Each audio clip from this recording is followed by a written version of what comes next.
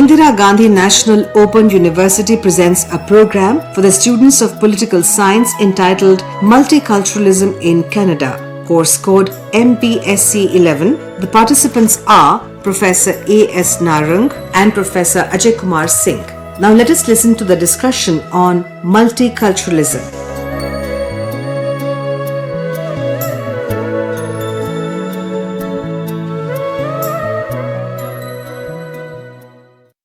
Dear students, in your course on comparative politics, that is MPS 4, as well as in your course on Canada, Politics and Society, which is MPSC 009, you have read about ethnicity, plurality, diversity, and their impact on societies, states, and how states try to deal with this plural structure of societies or diversity of the societies. You might have read in your course on Canada and also in your course on comparative politics that in many countries at present, there are what you call a large number of ethnic groups, religious groups, cultural groups, linguistic groups living together. In some of these societies, there is conflictual situation. These ethnic groups fight among themselves.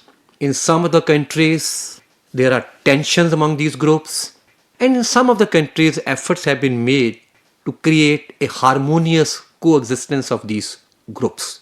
So they, all over the world, particularly after Second World War, a process of dealing with the plurality, dealing with diversity, or what in popular terms is called managing diversity, has been a serious issue. Various approaches have been suggested to take note of that. Various methods have been suggested, and many countries have formulated different type of policies on that.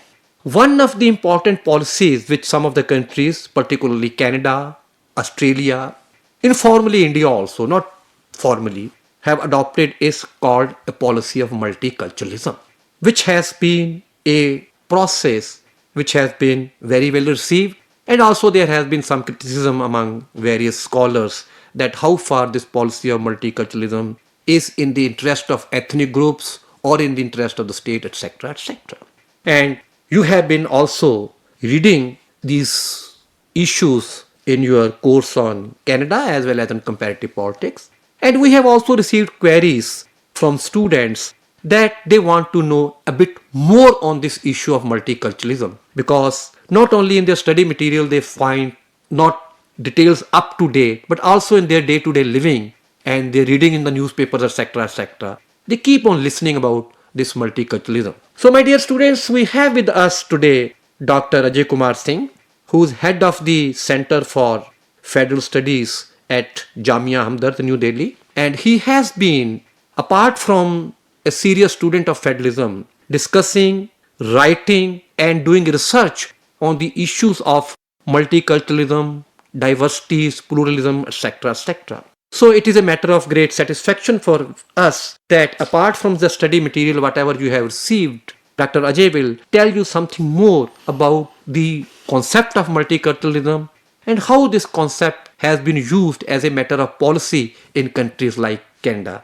Ajay, would you like to tell our students that ultimately what in actual meaning we understand by what is multiculturalism? Yes, my dear students, thank you, Narang Sahab. Let me tell one thing very clearly that multiculturalism is a new concept. It is not more than 3 decades old. Very true. Now, it's a concept has emerged when BA started examining the liberal theory of liberalism. Particularly when BA started examining concept of equality-based citizenship. We found that the principles of civic nationalism, principles of civic citizenship is not appropriately accommodating the interest of groups which otherwise are not majority, because groups again requires a multiple definitions, multiple structuring of word group is required. You may be dominant at one place, you may be non-dominant at another place. So this is very important. So first it is in the multiculturalism has origin in the context of debate on equality and equality based citizenship, where prime factor of equality was class. Now thereafter we know about the concept of justice, distributive justice. In distributive justice, it was found that it is again a process where equals are, the resources of a state are distributed among certain graded system of equality. Graded concept of equality and inequality was introduced in the context of distributive justice.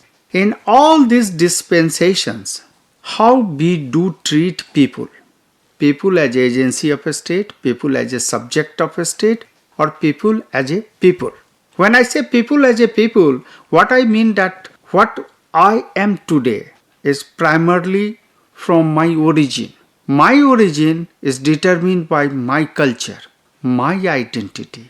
Yes, I have a certain citizenship right, but my right, first right to, by virtue of being member of a particular state, my first right is right to identity and right to culture. This right to culture and right to identity was missing from the liberal discourse, which later on theorists like Will Kimlicka, Young, and so Kaz, and there are many scholars who have worked on it. Bhikkhu Parekh and all these people have worked on these ideas and examined each and everything. Now, what is then multiculturalism? Its first premise is, first principle is that it's not like when we distinguish multicultural, before this there was a concept of pluralism. It was a mere recognition, it was a mere simple recognition, a kind of political assertion, a kind of political fact only. Now multiculturalism says that multiculturalism, when I say difference and diversity, should be thoroughly ingrained in the principles of constitution, in the articles of constitution. So the first is the constitutional recognition of the principles of being and becoming different and differences. First principle.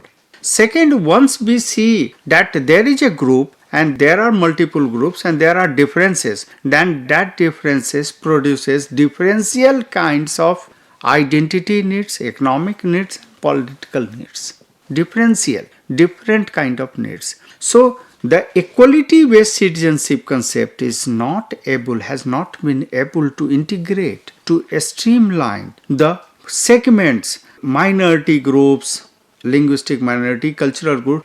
So what should be the solution? Now this multiculturalist argument is that the concept of rights requires a revision. Instead of a citizenship based concept of rights and concept of equality, we need to have a group differentiated rights and group differentiated notion of equality. And the first principle first parameter of a multicultural state should be recognition of cultural differences and granting of certain cultural, exclusively protected cultural rights, which were earlier missing from liberal constitutionalism. Now, once it is, what is this rights? Right does not only mean that I should have a right to speak in a particular language. For example, I am telling you have it. In order to understand the difference, take the education policy of India. I am just giving one example. You have a right to education. That is a fundamental right now. But you do not have a right to education in your language. So multiculturalists correct this deficiency of liberal theory, that once you recognize a right to education of all as a citizenship right, then you acknowledge the multicultural principles and you also acknowledge my right to be taught in my mother tongue. So this is the essence of multiculturalists argue that from cultural recognition, let us go for a kind of granting of certain autonomy, institutional autonomy, where they are able to decide the fate of their culture, forms of their culture. That is also missing in liberal dispensation. So autonomy of culture means that group should be self-governing. Second. Now, once this is accepted, then the second parameter is that then the concept of distributive justice needs to be redefined, relocated. State resources cannot be redistributed only on the basis of certain economic parameters of class or services and goods. So it is also the cultural parameter where groups like women, groups like a small minority, whether religious, any type of minority, should be granted state resources. So grant of identity, governance of identity, grant of resources, and initiative right to, I always say that is initiative right to use resources are some of the basic parameters of multiculturalism. Well, dear students, as just now Dr. Ajay Kumar told you, the essential features or characteristics of multiculturalism, particularly which have developed during last 3 or we can say maximum 4 decades, particularly after this realization that ethnic minorities have to be accommodated in a liberal state framework with a sense of equality, not simply as individual equality but also as group equality. And as you might have read in your study material, both on Canada as well as in Australia, particularly in Canada, this government of Canada accepted this idea of multiculturalism as a policy, as Dr. Ajay was telling you, to give what you call a statutory recognition to the idea of this policy of multiculturalism. So therefore in 1971, the government of Canada, they accepted this policy, and according to that, it was aimed at, of course, a greater integration of the Canadian society by providing the diverse ethnic minority groups with a sense of belonging to Canada. So idea was to provide different diverse ethnic minorities groups certain rights, recognitions, facilities, so that they have a sense of belonging to Canada, not only as individual citizens, but also part and parcel of a group. So as the case of Canada is concerned, the basic principle of this policy was enunciated by then Prime Minister of Canada in Parliament on 8 October 1971 as he quoted, I can quote that, a policy of multiculturalism within a bilingual framework commends itself to the government as the most suitable means of assuring the cultural freedom of Canadians. Such a policy should help to break down discriminatory attitudes and cultural jealousies. National unity, if it is a means, anything in the deeply personal sense, must be founded on confidence in one's own individual identity. Out of this can grow respect for that of others and a willingness to share ideas, attitudes, and assumptions. Therefore, a vigorous policy of multiculturalism will help to create this initial confidence. It can form the basis of a society which is based on fair play. Dr. Ajay, from this idea of the multiculturalism which the Canadian state adopted in 1971, and they have given a statutory recognition to the idea of multiculturalism, that now they accept that sir. Canada is a bilingual state, that means it has 2 official languages, English and French. But at the same time, it is a multi-ethnic, multicultural state in which various ethnic groups, as our students might have read, that in Canada there are 2 types of ethnic groups. One which are what you call from Canada itself, Francophones, Anglophones, and particularly they are what you call the tribal groups or what you call indigenous groups. And others are ethnic groups which have come to Canada from other countries, say from India, from other places. So how would you like to tell our students that countries like Canada have implemented this policy, as you said earlier in your presentation, with regard to sharing of different types of resources? Yeah, sir, there is some confusion so far Canada is concerned. One point is very interesting. First, as you have rightly pointed, a statutory recognition of differences. Now they are fine-tuning. First is I will say, they take the example of Canada as a social union. You take the example Canada as a social union, Canada as a cultural union. Now in these sectors, or even for that matter, environmental, the Canada is environmental.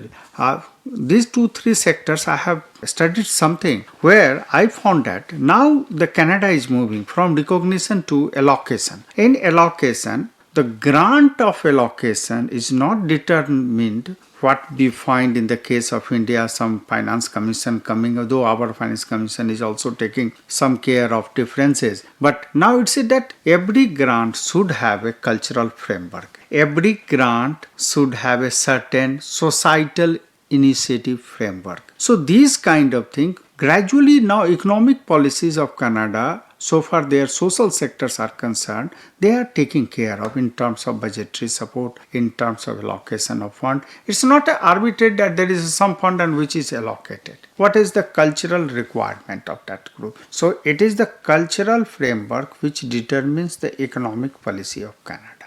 Simultaneously, all these groups are, there is a always you find some diametrical opposition. If there is a symmetry, then there will be a symmetry. So asymmetrical in terms of federalism, it is a kind of asymmetrical distribution of resources as per recognition of difference. That is one line submission that I will make. Well, dear students, in this discussion, you have been told, particularly in addition to what I have been provided to you in your study material, what we have done today is that we have taken at least two courses together. One is on comparative politics and another is on Canada. Dr. Ajay Kumar has told you that the idea of multiculturalism is a new concept which is based on the idea of equality and equity-based citizenship. And this idea came into existence about 3 or 4 decades back when the question of, in fact, the extension of liberal theory of justice emerged. You know, you might have read in your theory paper also that the idea of justice has been questioned at various stages and from time to time. And also this because traditional liberal theory has been the providing justice to individuals. But then about from say Second World War onward, the idea has also come that justice has to be provided not only to individuals but to groups also, because many times individual suffers because he or she belongs to a group, maybe a caste group, maybe a religious group, or maybe a gender group. So because of that, there emerged this idea of, within liberal theory, the idea of what does we mean by justice and how it has to be provided. And an important aspect of that, Dr. Ajay has told you, was that recognition of right to identity. Not only simply right to be a citizen, but also right to be identity or right to culture, which was earlier missing in the liberal theory. So that gave a new perspective, and in which the recognition of groups became an important issue, because existing liberal theory right from 17th century onward has been recognizing only individuals, that individual is the subject or object of justice. But this idea gave the identity of group is equally important. And therefore the question came up how states are going to what you call deal with these groups. Earlier, as again very important point which Dr. Ajay Kumar told was that there was an idea of plurality, that there was a tolerance, that we will tolerate different groups in a state. Yes, different religions, different language can exist and state was tolerating them. But this idea of multiculturalism was much beyond that tolerance. It was to give them a sense of equality, equity and justice as a group. And therefore this was question was acceptance of diversity in the constitution itself, or statutory recognition of diversity and sharing of different types of resources, maybe political, maybe economic, or maybe different types of resources, sharing them not simply as a matter of different classes or profession, but also, for instance, as I told you, that in Canada, now as a part of policy of multiculturalism, now the government has started providing assistance to different linguistic groups to provide instructions to in their motherland at a, or if not in schools, but at least in a some sort of a collective manner, they can teach their own language. They are providing this facility in gurdwaras, they are providing this facilities at community centers, that you can take money from the state and use that money to teach your own language, so that their younger generation or children are not deprived of learning their own language. Similarly, the state is providing funds that different linguistic groups, different cultural groups can bring out their own newspapers, their own journals, their own periodicals in their own language, so that their cultural remains what you call alive. There's no apprehension that because of their integration into Canadian society, their culture, their language, or their ethos. Yes, you want to say something? Yeah, sir, you have very rightly pointed out. Now, this when Canada has operationalized this principle of this multiculturalism, now the concept that is changing. Yeah. The concept is changing now. Initially, it was equality of citizenship. Now it is equal claims to development by cultural groups. Now equal claims is very, very significant development. Equal claims to development. Equal claims to development go beyond the question of majority, go beyond the question of size of the people, size of the group. Yeah. What matters most that even I am numerically less, I have equal claim to development of my culture, my identity, and also economic development. That is the essence of multiculturalism. But at the same time, my dear students, you will also be concerned about this, and many times this issue has been criticized also from another aspect. One criticism of multiculturalism is this, that perhaps because of these facilities being provided by the state, minorities are just getting into ghettos. Since they are getting money, so they are not much worried to have what you call the understanding of basic values of that Canadian society or in the society they are living. And therefore, they are much what you call a proliferation of unnecessarily what you call differences, which is one criticism. Right or wrong it may be, it can be debated. Another criticism which is arising out of this is that perhaps this is also some sort of a ploy to keep society divided on ethnic, cultural, linguistic lines, so that the class consciousness does not come togetherly among various ethnic groups. This is another, from left side, this is another criticism. Another point also is coming up because of the multiculturalism accepts the idea of group rights. So now there's serious debate coming up with regard to group rights, that within these group rights, what will be the sanctity of individual rights?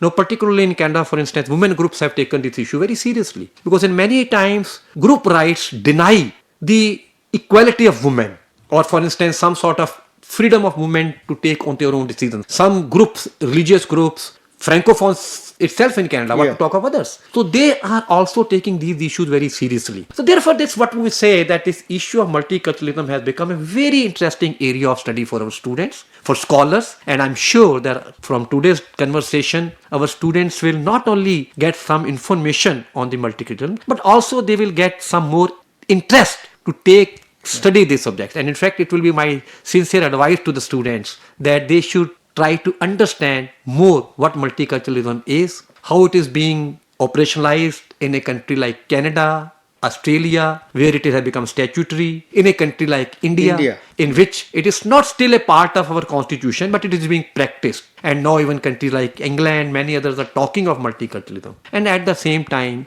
how this operationalization is affecting groups, individuals, their mutual relationships, and all those types of situations. So I'm sure that students, apart from getting this a part and parcel of study of their course material, will be more interested to know much about that. And I think it will be very useful for our students if they keep on discussing these things among themselves at their study centers as part of their course material, and then discuss with their counselors. And also they keep on reading, because these issues are coming in newspapers, periodicals every day. So they can enhance their knowledge as well as. So with that, Ajay, I express sincere thanks to you for enhancing the knowledge of our students, and I think stimulating the students to read more about that. Thank you very much for being with us.